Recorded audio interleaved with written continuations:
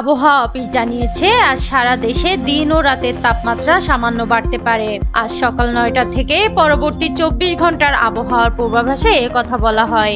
এতে আরো বলা হয়, খুলনা, বরিশাল ও চট্টগ্রাম বিভাগে 2-1 জায়গায় হালকা বৃষ্টি হতে পারে। এছাড়া অস্থায়ীভাবে আংশিক মেঘলা আকাশ সহ আজ সারা দেশের আবহাওয়া প্রধানত শুষ্ক থাকতে পারে। শেষ রাত থেকে ভোর পর্যন্ত সারা দেশের কোথাও কোথাও হালকা থেকে মাঝারি ধরনের কুয়াশা পড়তে পারে।